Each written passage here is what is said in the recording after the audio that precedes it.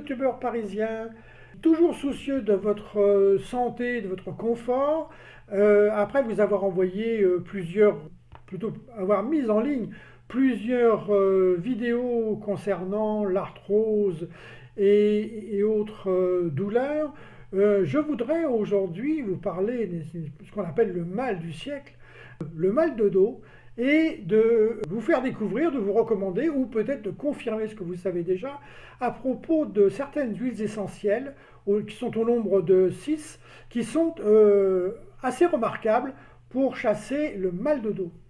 Beaucoup d'entre nous connaissent un jour ou l'autre les affres du mal de dos. J'en ai moi-même souffert beaucoup quand on est junior ou senior, qu'on soit sédentaire assis toute la journée devant son écran d'ordinateur trop bas, comme c'est mon cas à l'instant même, ou tout le moins un sportif sans cesse en mouvement. On verra la douleur un jour ou l'autre poindre le bout de son nez dès qu'on en fera trop ou pas assez. Face à ce mal du siècle qui n'en finit pas, quelles huiles essentielles sont à adopter?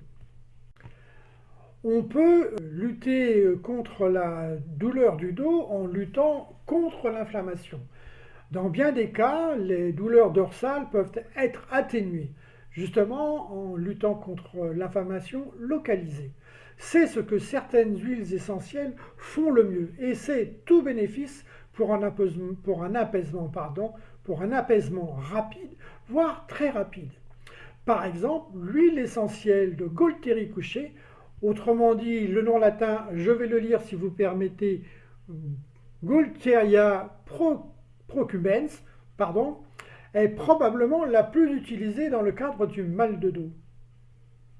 Sa réputation en matière de lutte contre la douleur n'est plus à faire, et c'est sans aucun doute dû à sa très haute teneur en salicylate de méthyle, une molécule qu'on apparente volontiers à de l'aspirine. Le geste qui sauve en cas de douleur diffuse, autant qu'en cas d'arthrite ou de rhumatisme, consiste à masser les zones douloureuses avec une huile végétale dosée à 10% d'huiles essentielles, dont la Gualteri couché. On peut compter 8 gouttes d'huiles essentielles pour une cuillerée à café d'huile végétale. L'odeur est persistante, mais la chaleur dégagée par la Gualteri assouplit, relaxe et apaise. La zone massée bénéficie de l'action lubrifiante de l'essence qui fait rougir la peau en dilatant les vaisseaux sanguins. La zone endolorie est mieux irriguée en sang et se réchauffe, alors que l'inflammation s'atténue. Ce remède est cependant à manier avec prudence, car les personnes sous traitement anticoagulant, les hypertendus, les femmes enceintes ou allaitantes devront éviter ce traitement. D'ailleurs, les femmes enceintes et les femmes allaitantes savent que certaines huiles essentielles leur sont tout à fait contre-indiquées. Une autre reine contre l'inflammation et en aromathérapie est l'huile essentielle d'eucalyptus citronné. Eucalyptus citroiotora, je vais y arriver. Un arôme de citronnelle puissant est parfois mal accepté par le patient, mais une efficacité hors pair en cas de douleur articulaire ou musculaire. L'eucalyptus citronné est très apprécié dans les milieux sportifs, souvent en synergie avec la Gualteri d'ailleurs, car il apaise efficacement les inconforts douloureux tels que les courbatures, les contractures ou déchirures musculaires, la tendinite et même les entorses. On l'appelle parfois le pompier de l'aromathérapie, tant il est efficace. L'huile essentielle éteint le feu de l'inflammation grâce à sa composition riche en aldéhyde terpénique qui annule les effets de l'inflammation. À nouveau, on traite la douleur par un massage doux réalisé avec une huile aromatisée à 10 ou 20% d'huiles essentielles selon l'étendue de la zone douloureuse et la force de la douleur. Une synergie que les kinés connaissent bien. Je profite de cette vidéo pour vous parler de quelque chose qui est très très proche, qu'on peut utiliser dans les mêmes cas, qui est le camphre, qui a de nombreux atouts. Tout le monde se souvient de l'action du camphre en cas de douleurs musculaires, on a tous été massés ou on a eu des applications de camphre sur des douleurs dans notre vie. Mais qui sait que le camphre est une cétone et que plusieurs huiles essentielles en contiennent. Une huile essentielle particulièrement adaptée au massage dorsal antidouleur est celle du romarin à camphre.